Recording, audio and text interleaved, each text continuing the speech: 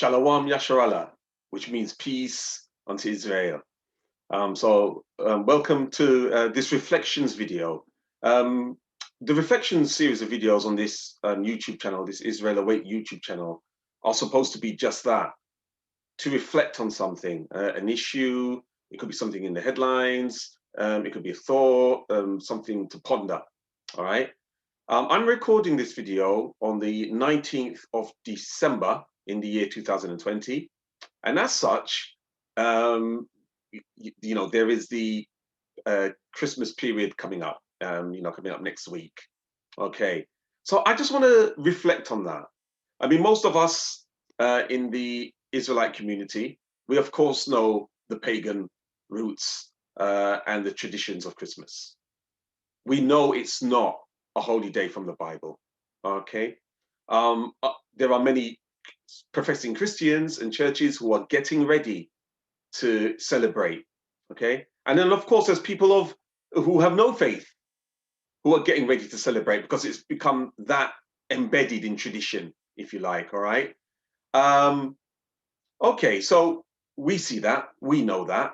Okay, we know of practices such as the Yule log, Yuletide, Christmas tree, the exchanging of gifts, right? Mistletoe, you name it, all right?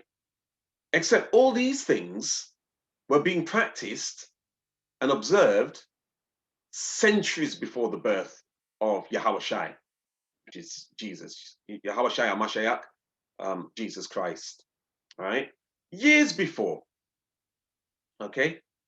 Furthermore, Yahawa was not born on the 25th of December either.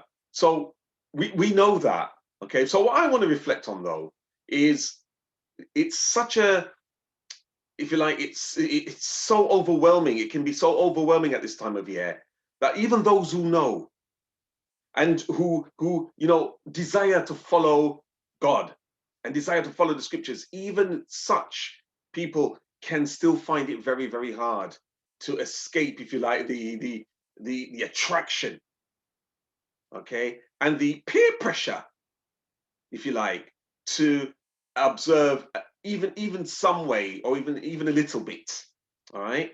So I'm just going to quickly reflect on this. All right, because from our point of view, as the children of Israel, okay, the God of Israel is quite clear. He doesn't want us to take any part in any such things. Okay, so what do we do? How do we respond? Okay, and how do we deal with some of the common, if you like, deceptions and some of the common excuses, if you like, for why we tend to, if you like, entertain these things and these ideas and these practices and these observances, often, in a way that actually we know we shouldn't. All right. So I just want to reflect on that. I think it's timely. It's that time of year. And I think it's just a good time to have a look. All right. Well, let's get straight into the scriptures. All right. So let me just get some scriptures up on screen. All right. Okay. Yeah, let's get straight into the scriptures. Okay. One of the things I said is, and there's so much material for anybody who does research. All serious historians know this. The Roman Catholic Church, which was very instrumental in Christmas observance, bearing in mind not every, if you like, Christian denomination from the past used to keep Christmas. Not many people realize that. Yeah, people are born and brought up to keep these things without knowing the history and where it's come from. Okay, and it just carries on year after year, generation after generation. Well, it's important, especially for us Israelites, to know what's going on. All right. Now, in order to find that out, there's so much information. I mean, it's in the public domain. It's no secret. It's no mystery. Yeah, as to the pagan underpinnings, foundation, yeah, and observance of Christmas and New Year's celebration. All right. It's no mystery. For anybody who cares to look into these things, you will come across the information very easily. And especially today, there's no excuse today. We're not having to, if you like, camp out in libraries. You've literally got the world's libraries at your fingertips, what with search engines like Google. and all the rest of it. All right. So, the information is there. That's not the question. The real question, I guess, is who's interested? Okay. Well, as Israelites, as those who serve Yahawa, we most certainly should be interested. All right. For those who are interested in getting into the kingdom, we most certainly should be interested. For those who are serious about salvation, we most certainly should be interested. All right. So there's lots of information, lots of historical information. I'm not going to go through all of that now. Perhaps another time, the subject of another video to really go in deep. But as I say, this is a reflections video. I just want to reflect on it. Okay. So first of all, just a few, if you like, scriptures to point us in the right direction. However, all right. So Christ, Yahawa Hamashiach was not born on the 25th of December. You don't find that anywhere. Nobody knows, as far as I'm aware, the exact date. Okay, I'm not aware of any material that pinpoints that. Bearing in mind, births weren't so much the big deal in ancient Israel. All right. It was usually when somebody great had passed that was marked. The day of someone's passing, someone's death, that was often marked. Not so much the birth. All right. However, we do find clues. What I mean by that is because at the time when Yahushua was born, okay, in fact, I've got Luke chapter 2, verse 8 here. Let me go back a previous verse, okay, to Luke chapter 2, verse 7. Now, as you can see on screen, it reads, "And she brought forth her firstborn son and wrapped him in swaddling clothes and laid him in a manger, because there was no room for them in the inn." So anybody who's familiar with the nativity scene, and most people who don't know anything about the Bible, but have been to Christmas plays and all the rest of it, will be familiar with this scenario, yeah, with this imagery. All right. So we can see this is about the birth of Yahawashi. Okay. And then when we get to verse 8, okay, it says, "And there were in the same country shepherds abiding in the field, keeping watch over their flock by night." Now, this is a very, very, very important, yeah, timestamp. Why do I say that? Because you see, in the era of Israel, the geographical location of Israel, okay, shepherds, even to this day, yeah, do not abide in the field, keeping watch over their flock by night, come the 25th of December. Because the weather has changed by then. It's uncomfortably cold to do that. So much so that there is a tradition that has built up over centuries, and including the time of Yahushua's birth. We're talking 2,000 odd years ago. All right, that you bring the sheep in from the fields no later than October the 15th. All right, because after October the 15th, it's seen as it's getting a bit cold now. All right, and you don't do that basically. So Luke chapter 2 verse 8 gives us a clue, okay, that the birth couldn't have taken place after the October the 15th. All right, now we can go into the historical sources and all the rest of it. As I say, not for this video. This video is just to reflect on these things. All right, and I've heard people say that there's material alluding to the fact that Yahushua was born in the month of September, what we'd call September, according to the Gregorian calendar. All right.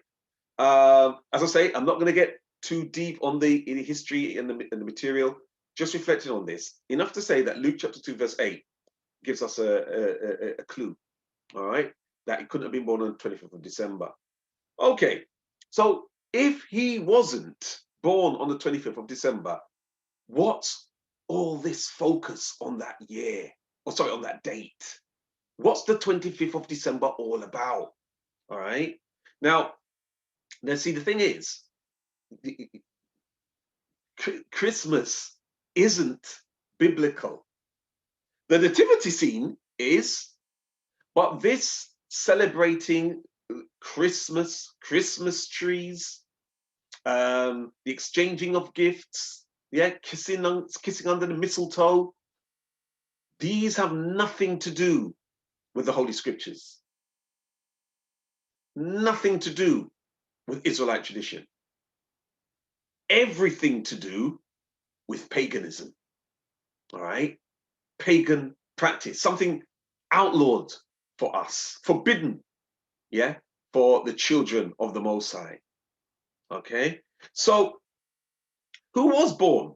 Well, you'll find a whole pantheon of pagan gods who's, have the 25th of December as their birthday, if you like, okay? You've got Horus, yeah, which is the Egyptian term for, Haru, from ancient Kemet. And the same with his dad, Osiris, yeah, or Osar in the Kemetic pronunciation.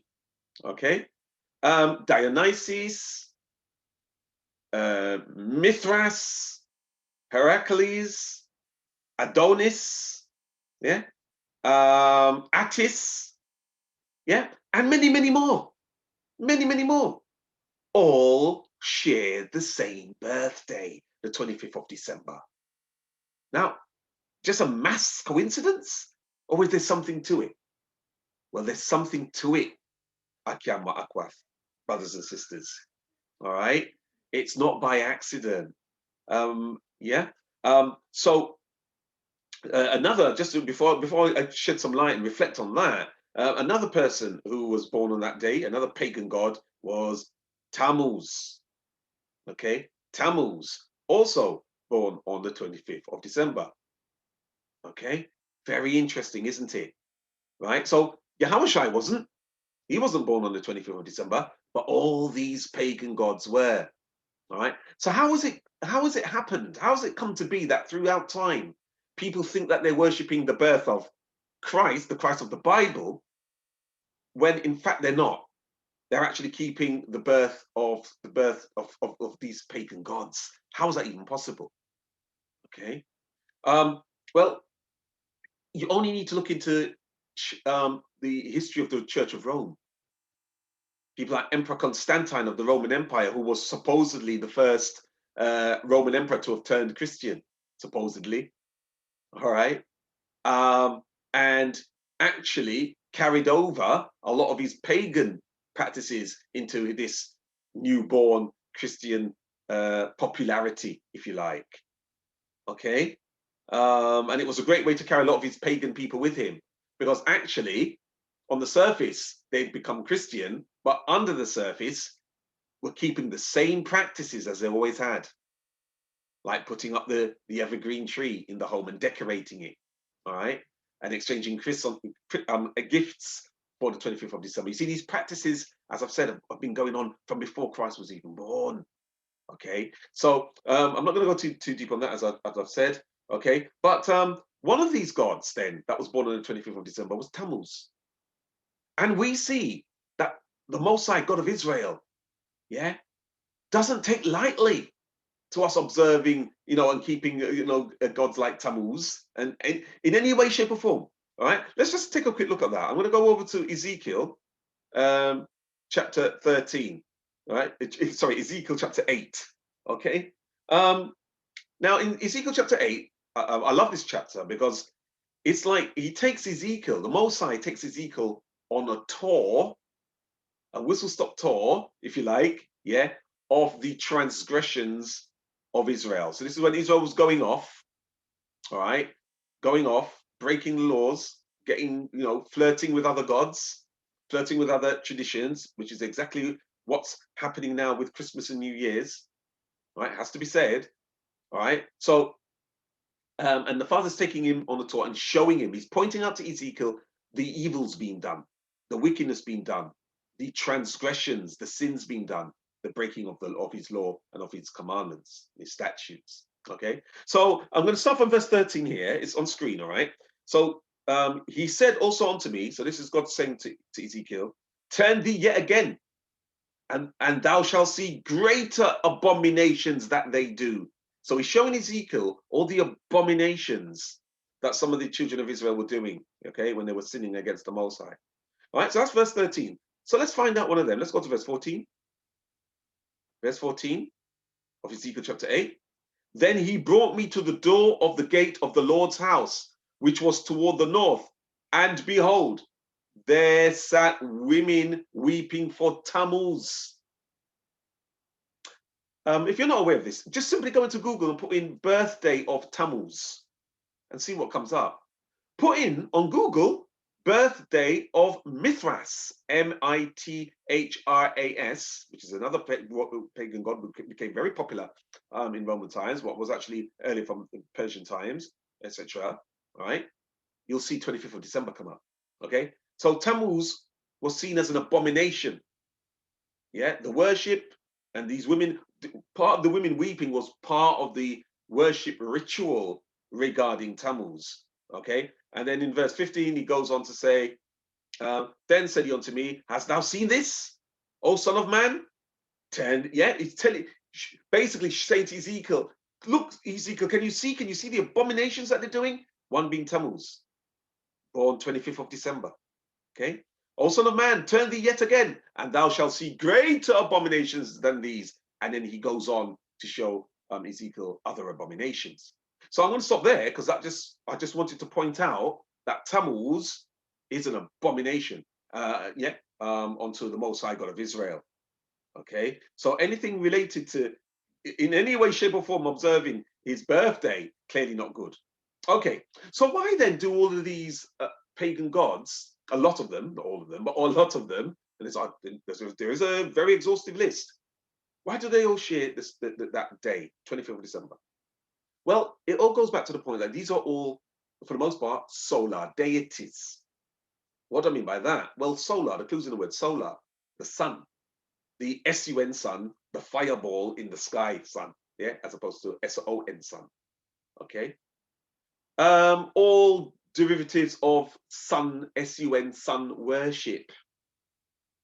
Now, you see, the thing is, something cosmic does take place on the 25th of December every year.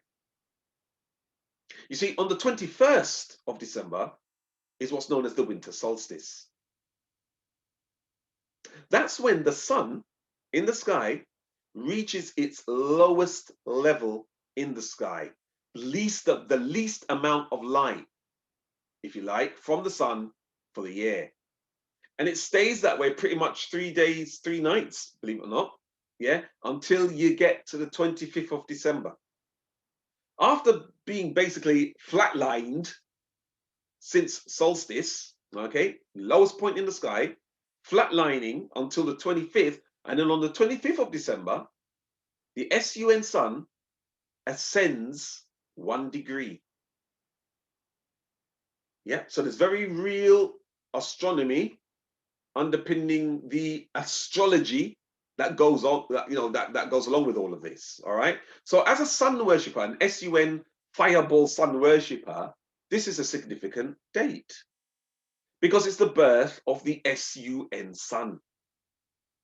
And seeing as sun worship underpins a lot of these solar deities, it's not surprising then that all these solar pagan deities share this birthday. All right. So that's where that date's coming from. Now the Romans loved it. Okay, the winter solstice was the festivities of Saturnalia in ancient Rome. Yeah, Saturnalia, actually in honor of the god Saturn. Okay, and Saturn, if you look in astrology, it represents really evil. Yeah, and it's funny how you've got Saturn, Satan, Saturn, Saturn, Satan, Satan. I won't label the point. All right, but Saturnalia. Okay, and the whole Saturn deity observance thing is a mind-blowing thing in and of itself. But we're not going to do that on this reflections video. But Saturnalia, it was a time where anything went. If any of you seen the movie, like the Purge series of movies, yeah, where anything goes for a certain amount of time. I think it's 24 hours. I can't remember how long, depending on the movie. But you get the point. For those who don't know, in the Purge, basically they are allowed to purge all their fantasies and sins, get it out, act them out, No one can get arrested in that time. Anything goes. And pretty much that's what Saturnalia was like in ancient Rome. Yeah, the vileness, the wantonness, the gluttony, the drunkenness, the revelry, the orgies, and all the rest of it. All right. The yeah, the the brutality of it as well. All right. So that was Saturnalia. Okay. And during this time, you gave presents and all the everything that you would think of as Christmas. All right. And then Brumalia now is when it came to an end on the 25th of December, if you like, the grand finale. All right. So very pagan, nothing to do with the God of the Bible, nothing to do with the God of Israel, nothing to do with the Son of the God of Israel. Okay. Okay. Very, very, very important. Okay. Anyway, just to come on to say then, just quickly to look at some of the common deceptions, yeah, self-deceptions, the things that we say, the things that we do to appease the world or to appease our peers at this time, all right, at this time of year. Okay, so I just want to look at some of these in turn. All right, one of the common excuses, if you like, for those those who don't know. Yeah, and I too, before I knew, I used to enjoy Christmas. All right, looked forward to it. Okay, so I get that. I've been there. Yeah, I'm not speaking as one who's never done it all my life, in my life, and was brought up. I wasn't brought up knowing I was, an Israelite. Okay, and all the rest of it. So as a youngster, loved it. Wonderful time of year as far as I was concerned. All right, but once you're confronted with information and you do the research and you see the information, then for those of us who are serious on this walk, then you have a decision to make. Do you just keep on doing what you've always done, or do you make changes? Okay, all praise to the Most High.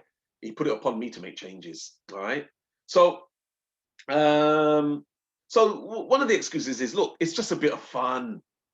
Yeah, we know it's not right. We know it's got some paganism in there, but hey, I'm not pagan.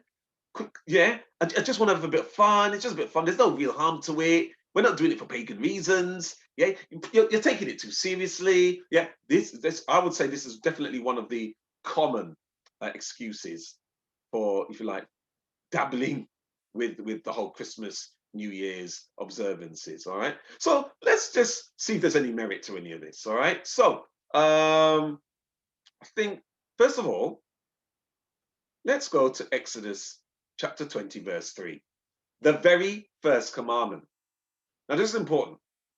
Thou shalt have no other gods before me.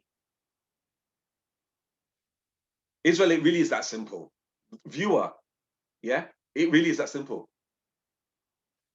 The God of Israel, our God, our Father, does not tolerate any form of worship at all, remotely linked to any other gods. Let's just be clear about that. All right. That's why it's the first of the, if you like, the royal 10 commandments. Okay. It's the first. Yeah. 10 commandments being a summary of all. There's more than 10 commandments, but 10 commandments act as a sort of summary. All right. So Exodus chapter 20, verse 3, thou shalt, that's reason alone to leave it alone. Reason alone to leave it alone. All right. Because we know that all these pagan gods are sharing the same birthday. Yahawa wasn't born that day. Therefore, whose birthday are you observing? Now you may say, no, but I'm not doing it. I'm just going, yeah, look, if it looks like you're observing it, feels like you're observing it, chances are you're observing it, whether you say you're not. If you say whether you believe you are or not, yeah, you're partaking in it. There's an energy that goes along with these things, right? There is a spirit that goes along with these things. Yeah, what you do does matter.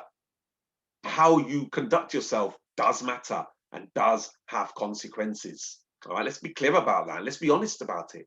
All right. Okay. So we've seen that. Thou shalt have no other gods before me. Quite clear. All right. Let's go over to the book of Jeremiah. Yeah, chapter 10. Let's start from verse 1. Okay. Okay. Okay. So hear ye the word which the Lord speaketh unto you, O house of Israel. Okay. Let's go over to verse 2. Thus saith the Lord, learn not the way of the heathen, yeah, and be not dismayed at the signs of heaven, for the heathen are dismayed at them. Okay. I think the key point here is learn not the way of the heathen. So if Christmas and New Year's isn't coming from the Holy Scriptures and the Israelite tradition, where is it coming from? Well, the history reveals it. It's no mystery. Yeah. The tree goes back to Babylonian worship. Okay. The evergreen tree, decorating of the evergreen tree goes back to Babylonian worship. Okay. It's got nothing, the Christmas tree's got nothing to do with the birth of Yahawa. All right. If you do the research, and I'll probably, in future, God willing, may do some more in-depth, studies into these things, because there's so much information. All right. But yeah, these days, the observances, the mistletoe, blatant paganism. Yeah, kissing under the mistletoe is an ancient pagan fertility rite. Yeah, starting with the kissing. All right. So it's from the heathen being those who are not the children of Israel. Yeah, not given the laws of the Almighty God of Israel. All right. So we see that. All right. So we're told to learn not the way of the heathen. Okay. It goes on in Jeremiah. Yeah. For the customs of the people are in vain. And then listen to this. Yeah. See if it rings any bells with you. Listen to this. For one cutteth a tree out of the forest, the work of the hands of the workman with the axe. Okay. They deck it with silver and with gold. They fasten it with nails and with hammers, that it move not. Catch that? Yeah? Are you filming this picture in your head for those who have not seen these verses? They are upright as the palm tree, but speak not. They must needs be born, because they cannot go. Be not afraid of them, for they cannot do evil, neither also is it in them to do good. Brothers and sisters, right? The description here is the exact same observance of what people do with the Christmas tree. All right. You make it so that it doesn't move, whether it's got its own legs or it's in a pot, whatever the case may be. Yeah. Decked with gold and silver, usually gold and silver tinsel and all manner of decorations. Right. You don't need me to tell you. Okay. Now, this concept was so alien to our ancestors, this concept of having a tree that looks like this. And it's all been normalized now. In fact, we rejoice, people rejoice in these things now. But back in the day, it was alien to our ancestors, which is why the Father had to actually comfort them by saying to our ancestors, yeah, be not afraid of them, for they cannot do evil, neither also is it in them to do good. So he's basically saying, look, it's just a tree. Don't be afraid of it, my people. Don't be afraid of it when you come across these things. You see, that was strange to us. But we've become so accustomed to the way of the heathen. We all, we've been partaking in these things, brothers and sisters. All right. So it's so important. All right. So just a bit of fun. Well, not to the Father's, not from the Father's perspective. He surely doesn't see it as funny. Yeah. You may see it as fun, and a bit of laughter, a bit of mirth, but our Father doesn't. And that matters. Surely that matters. All right. So we see that in Deuteronomy chapter 10. Also, we were told that if we don't keep the laws and the statutes and commandments, that the Father wouldn't be able to bless us. Yeah. He's a covenant God. We keep the covenant. There are blessings for doing so. Break the covenant, there are penalties. Just like today, any covenant, any contract that you breach, there's going to be penalties for that. Well, no different with the Mosai. All right, you break his contract, there's going to be penalties. Yeah, which the scriptural term for that is the curses. All right, one of the curses is that you would end up serving other gods and getting caught up. One of the reasons why we've got caught up in Christmas, Israel, is because we broke the laws and the Father basically stopped guiding us and let us we were led off and we went astray. and started observing these sorts of practices. I'm just going to quickly look at some of that. All right. So if I go to Deuteronomy 28, all right, verse 36. Let's have a look at one of these. All right. So here's one of the curses from Deuteronomy chapter 28, verse 36. The Lord shall bring thee and thy king, which thou shalt set over thee, unto a nation which neither thou nor thy fathers have known, and there thou shalt serve other gods. And it goes on to say wood and stone. All right. But other gods. Okay. It's funny with the wood and stone because some say the wood could even relate to how the sort of Roman Catholics doing the sign of the cross and wearing crucifixes and all the rest of it, and then the stone like in Islam with the Kaaba stone. All right, but I've heard these views, very interesting. But you know what? Let's just focus on the fact that we're talking about serving other gods. All right, and that's what you find with these Christmas and New Year celebrations. It might not look like that. It's not necessarily sold to you like that, but that's exactly what's going on. All right. You see, these are rituals, and rituals have consequences. Yeah, you can't distance yourself from it. You can't engage in these types of rituals and then try to disassociate yourself from it. All right. What you do and the kind of practices you keep and the observances you keep matters. Yeah. Because that's how you observe. That's how you observe a God, by doing the rituals that pertain to that God. You see, you can't just easily disassociate yourself so easily. Anyway, so we see that the curse there in verse 36. All right. We see the same thing in verse 64 of Deuteronomy chapter 28 as well, in verse 64. But I'm not going to go there now. All right. If you can in your own time if you wish to. All right. So is this just a bit of fun? Not in the Father's eyes. In fact, the worship of other gods and all the observances that would go along with that is actually a curse. All right.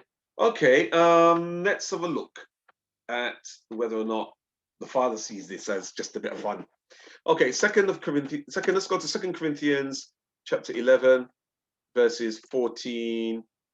Well, I'm going to go verse 14. Okay.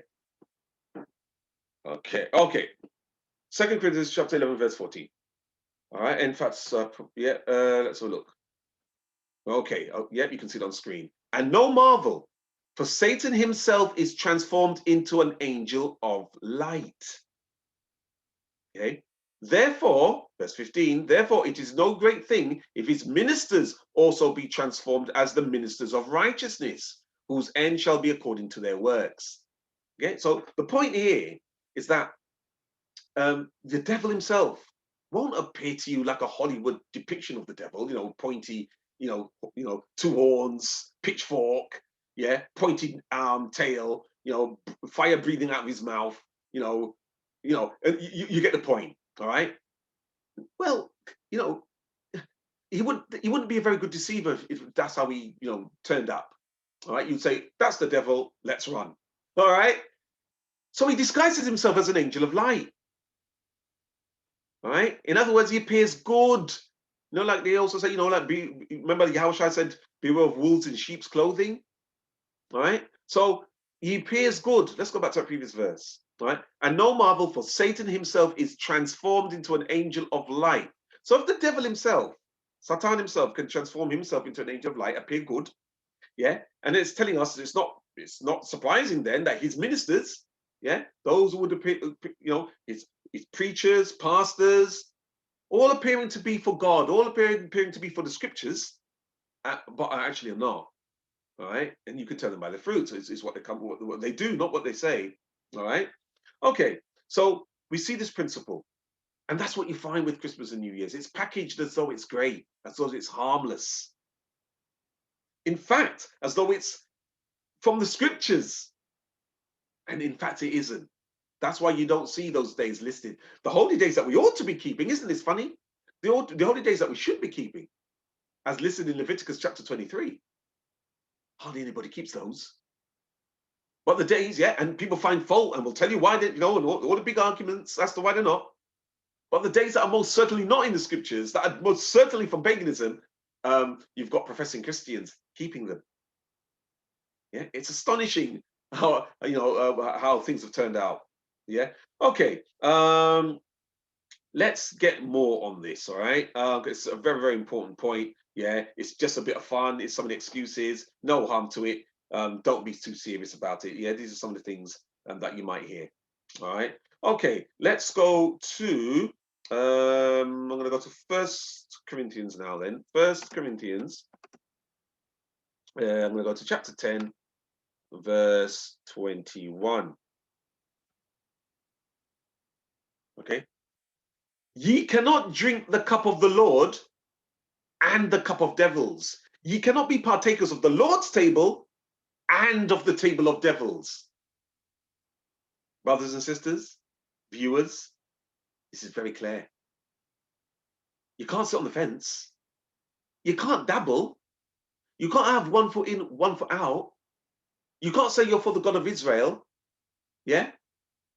But go around to every Christmas party, even if it is a Zoom party, yeah, going, all right? You've got to take a stand. Stand for something or for anything, all right? What do you stand for? Yeah? Who do you serve? Yeah? Our God is a jealous God. He wants us all for himself, all right? Okay, so you cannot drink the cup of the Lord and the cup of devils. You see, this is what you find with things like Christmas and New Year's. It's not the Lord's cup. It's not from the Lord's table. Okay? I love this chapter and verse because it's so clear, yeah, and forces people to make a choice. You've got to make a choice, especially in these last days in which we're now living, the last days of this world governance as we know it and understand it and experience it. Okay, got to make your mind up. Yeah, the Father doesn't do grey areas. You either love him or you hate him, as far as he's concerned, and he doesn't do like no more than he does lukewarm. All right, you've got to be on fire for him, or you're not for him at all. Yeah, it really is that simple. You've got to make a choice. All right. Let's have a look at, let's go to Mark. Yeah, let's have a look at Mark. Let's just reflect on Mark chapter 7, verse 9. Okay, so, and he said unto them, this is Yahawa speaking here, so it's in red. Full well ye reject the commandment of God, that ye may keep your own tradition. Yeah, just a bit of fun, is it? Yeah, no harm. People taking it too seriously. All right. Well, I guess it depends on your walk with the Most High. All right. Because the Messiah, yeah, Hamashiach, is saying, making a point. This is a universal point that you see happening. People reject the commandment of God. As I say, the commandments, the commanded days, Passover, the Feast of Unleavened Bread, yeah, Day of Atonement, Feast of Tabernacles, Feast of Trumpets, yeah, yeah. People don't keep those. They reject the commandment of God that they may keep their own tradition. Because you see, Christmas is not the tradition of God. Yeah, it's the tradition of men. It's pagan. It's not the tradition of Yahawa, but of men. It's pagan. All right. So don't let that be you. Yeah. Yeah. Don't be rejecting the commandment of God to keep your own tradition. Yeah. Because look, but I enjoy it. I think you'll enjoy getting into the kingdom a lot more than you enjoy Christmas. All right. You've got to put things into perspective. All right. Okay. And for those who say it doesn't matter, you're taking it too seriously. We know we serve Christ. A lot of people say, look, I know it's got pagan origins, yeah, but I'm flipping it. Yeah, I'm flipping it. I'm turning it on its head to honor Christ. Yeah.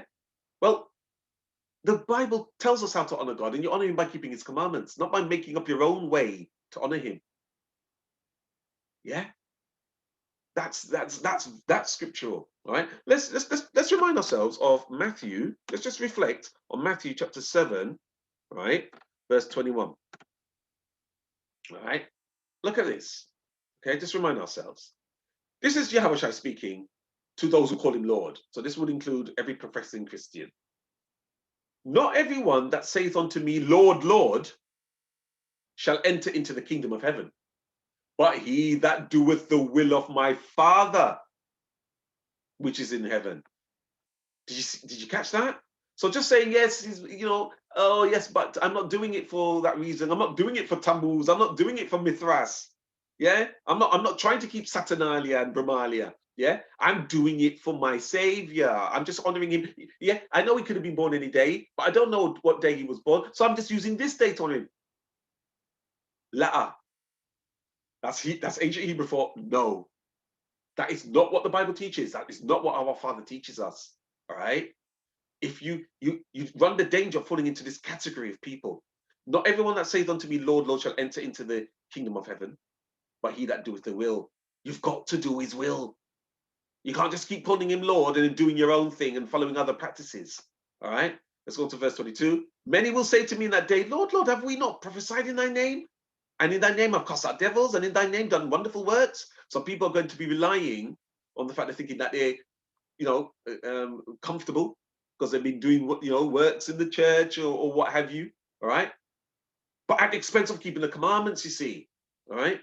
So verse 23, and then I will profess unto them, I never knew you. Depart from me, ye that work iniquity. So those who call him, there's a whole category of people who recognize Yahawa as Adawan, Lord, yeah, or Adonai in the Masoretic pronunciation, all right, who recognize him as such, but are going to be refused entry into the kingdom, and are going to be told, get away from me, and are going to be told, I never even knew you. Don't let that be you. Yeah, but that's what happens when you do your own thing and end up in iniquity. What's iniquity? Sin. What's sin? The transgression of the law. Yeah, we know that from 1 John chapter 3, verse 4. The transgression of the law is what sin is, and that's what iniquity is, sin. All right. Okay. So it's quite clear. Yeah. Okay. So just a bit of fun. Yeah.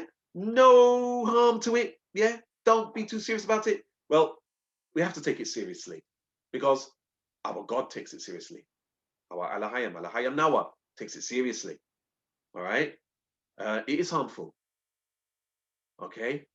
Because what you practice does matter. The things you engage in does matter. Yeah. It's a bit like if if you're in the wrong place at the wrong time, you can find yourself in trouble with the law, in trouble with police enforcement and the criminal justice system just for being in the wrong place at the wrong time. Yeah. All right. So just a bit of fun.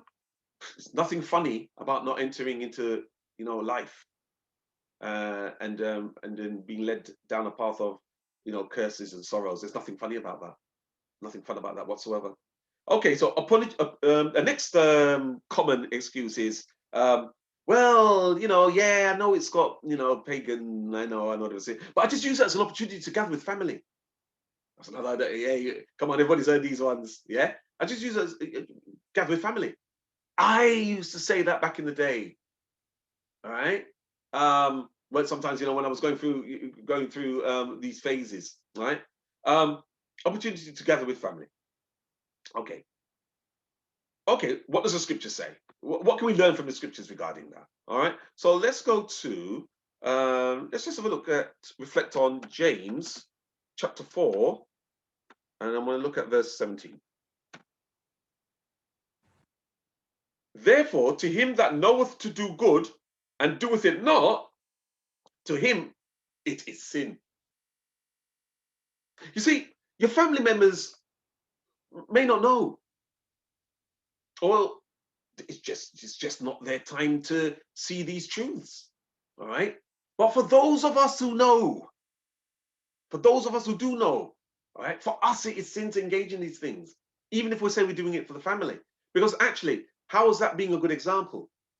If you say you serve the Most High God of Israel, okay, and one of the subjects of the King of Israel, yeah, of Yahawa Mashayah, then we've got to be leading and living by example. Yeah. Now you may be vilified for it, you may be hated for it, you may be scorned for it, mocked, scoffed. We know all of that. We know to expect some of that. All right. But we've got to, I remember somebody saying to me that I'm not going to mention any names, I'll keep the privacy. But I remember somebody saying to me, you know what? Come Judgment Day, everybody's going to be blaming everybody else as to why they did the sins that they did.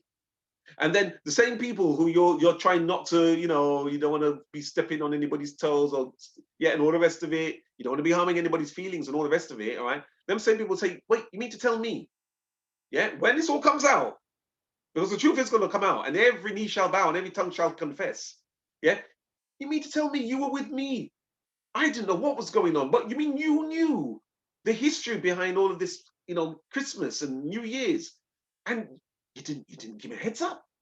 You didn't tell me anything. You just made me carry on, and you were there with me doing it. Actually, I had no idea you knew this stuff.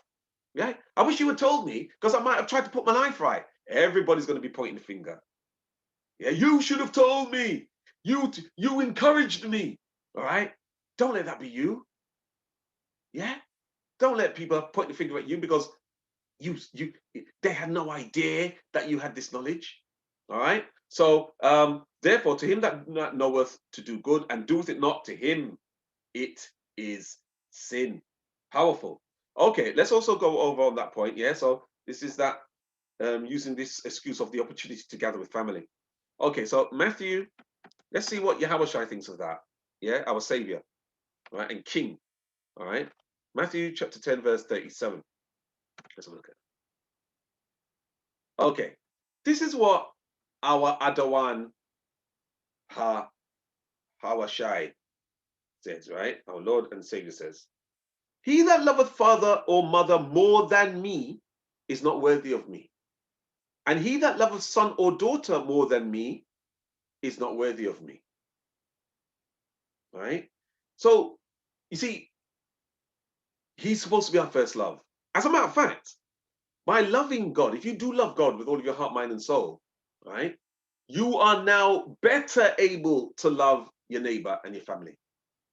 If you think you can, if you love your family more than God, then actually your love for your family is very limited. Because God is love, and He will empower you and enlarge you to love with a more intense love, a more divine love, not an earthly love, not an egoic love, but a divine love. Yeah, which most people don't understand and most people have never actually experienced. All right. So he that loveth father or mother. So in other words, you know it's wrong.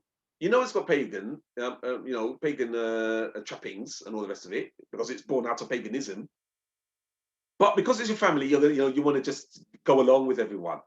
Well, that's to put the family before God. Then you see, there's no getting around this. Yeah, Matthew chapter 10, 37. It's important to reflect on these things. Okay. Anyway, we need to join this to a close. All right. You know what? I probably didn't even want to go necessarily this long in the video, but as the Spirit leads. All right. So let's just look at the last common excuse when it comes to Christmas. All right. Okay. And I've heard this one. I've heard this one just literally. When was it? Yesterday. I heard somebody say this yesterday. Yeah, I know. It's dodgy history, dodgy foundation with all this.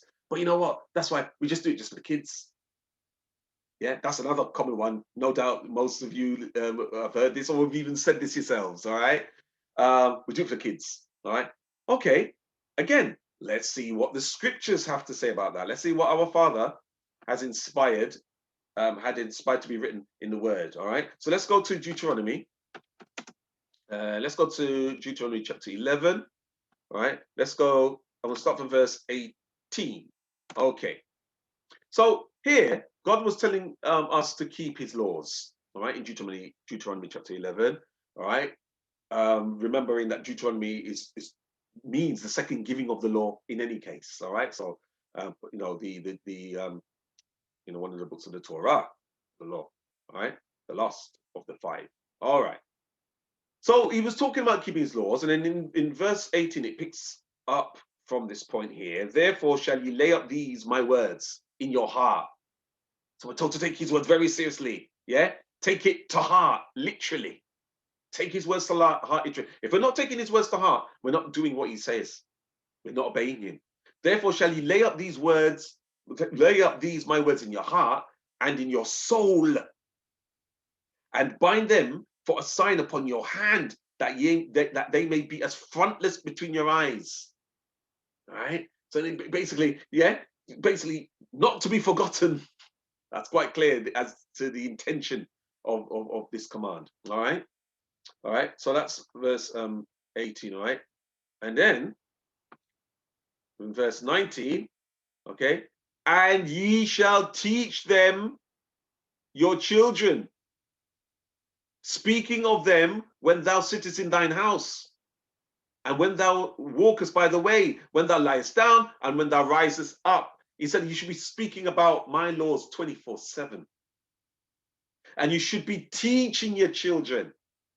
So this idea, this third and final, if you like, deception is you're just deceiving yourself by telling yourself these things to make yourself feel good, to try and rationalize it, to try and justify, yeah, the exceptions that you make at this sort of Christmas time and New Year's time. All right.